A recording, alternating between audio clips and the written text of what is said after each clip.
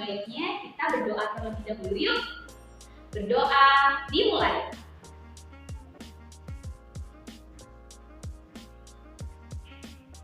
Berdoa selesai. Teman-teman, sebelumnya Miss mau tanya nih, siapa di sini yang suka atau pernah membaca artikel? Tulis di kolom komentar. Nah, kemarin Miss membaca artikel tentang keberagaman yang ada di Indonesia. Indonesia itu kaya akan suku, bangsa, agama, budaya. Dari artikel yang sudah Miss baca kemarin, ada beberapa macam suku yang ada di Indonesia.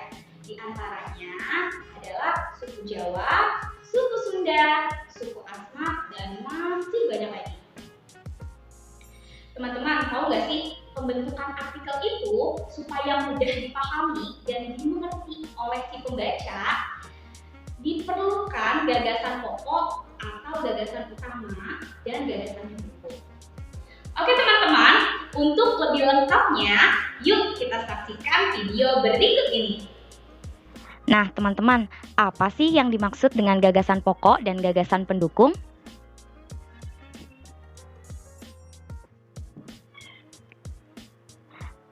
Gagasan pokok atau gagasan utama adalah inti atau pokok dari sebuah pembahasan. Gagasan utama biasanya berupa kalimat dalam paragraf. Dengan kata lain, gagasan utama merupakan kalimat yang menjadi dasar dari sebuah penjelas atau pengembang dalam sebuah paragraf. Ciri-ciri gagasan utama atau gagasan pokok. Yang pertama, mengandung topik permasalahan yang dapat dijelaskan lebih lanjut. Yang kedua, biasanya berupa kalimat lengkap yang dapat berdiri sendiri. Poin yang ketiga, memiliki arti yang jelas tanpa dihubungkan dengan kalimat lainnya. Poin yang keempat, dibentuk tanpa kata sambung atau transisi. Sedangkan gagasan pendukung adalah uraian atau tambahan informasi berupa kalimat-kalimat yang memperjelas gagasan utama itu sendiri.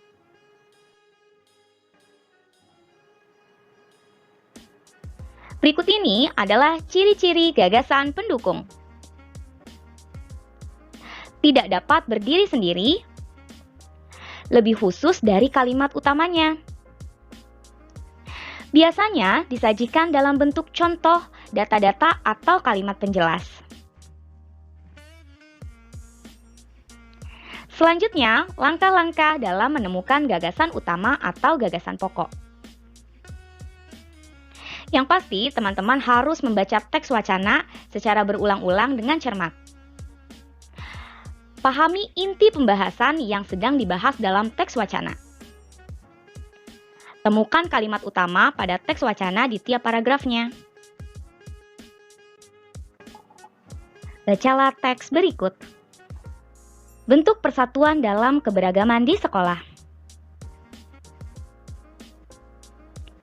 Sekolah adalah tempat untuk belajar dan menuntut ilmu.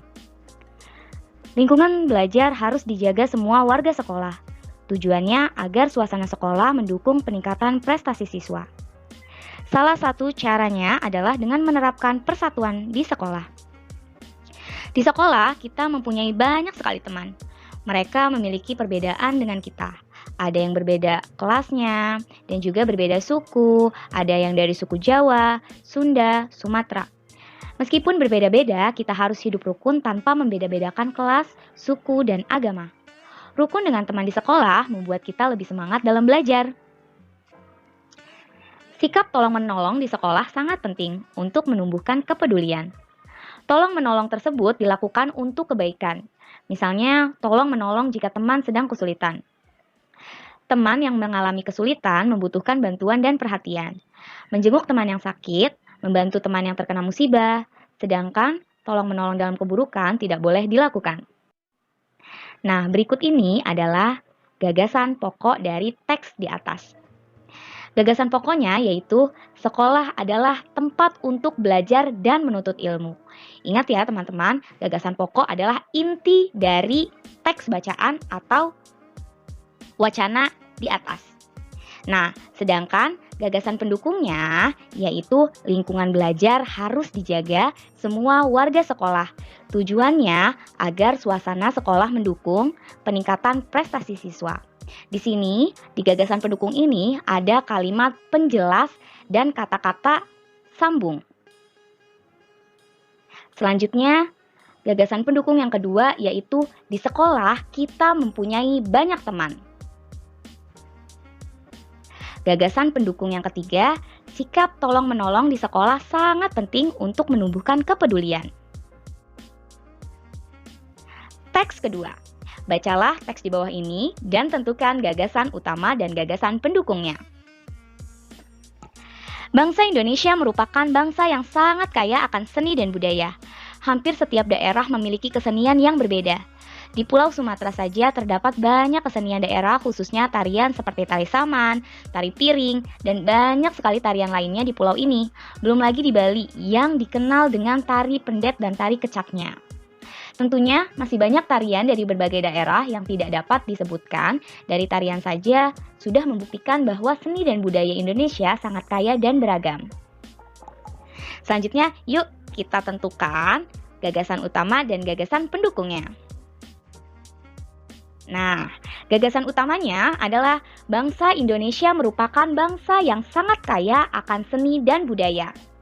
Sedangkan gagasan pendukungnya adalah bangsa Indonesia merupakan bangsa yang sangat kaya akan seni dan budaya. Sifatnya khusus dan berisi contoh dari gagasan pokok. Selanjutnya, gagasan pendukung. Belum lagi di Bali yang dikenal dengan tari pendet dan tari kecaknya. Dari tarian saja sudah membuktikan bahwa seni dan budaya di Indonesia sangat kaya dan beragam.